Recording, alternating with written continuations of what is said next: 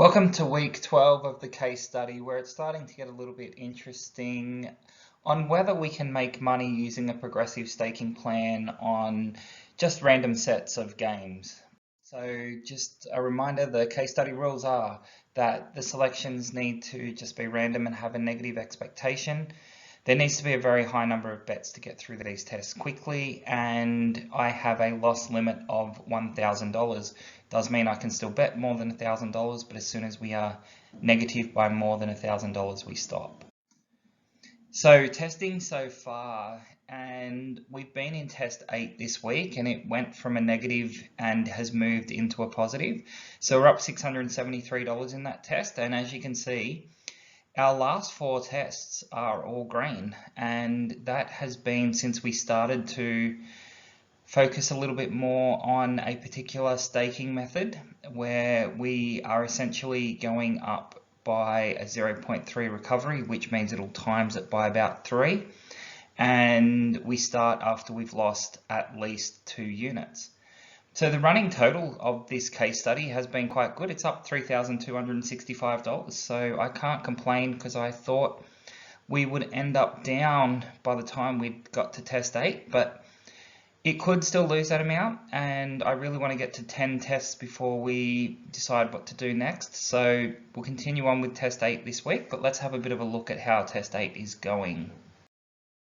So test 8 has had almost 6,000 bets over the last week and a half, and its profit, as we saw, was up $673, which is a good start. And the outstanding losses to recover from the staking that are currently showing a loss is only 176, so it's going quite well.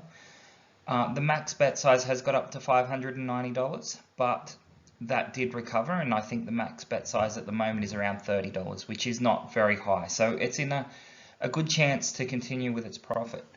But the interesting part of test 8 is let's have a look at the graph and see what it's doing. So here's the graph for test 8, and as per most of the graphs that we've seen, for the first 1,000 odd bets, it doesn't go too far. We're not really moving positive or negative many ways because we're not really having those losing runs that then need to be recovered. So really around the 2,500 bets we started to lose and have a bit of a losing run, and it recovered quickly, and you can see there that it went on a bit of a run with those recoveries, which is really good. Got us up to about $200.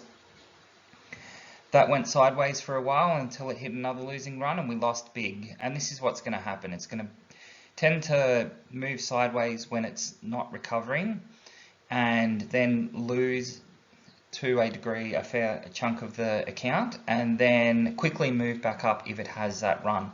Now it's all on whether those losing runs recover. That's where the profit comes, and in this case it did have a win there after that losing run, which took it from plus 200 back into the negative amount, and quickly shot up with 3 really big wins there that took it all the way back up to around $500. And it's continued to just slowly increase from there, which is quite good. So from here I would expect it may trend sideways for a little bit again and then have a loss and then skyrocket up to over 1,000, or we will quickly drop below the negative 1,000. So it'll be interesting to see where this test ends up, but that's where it is. Hopefully you've enjoyed this, and we'll see how we go for this week. Thanks everyone, see ya.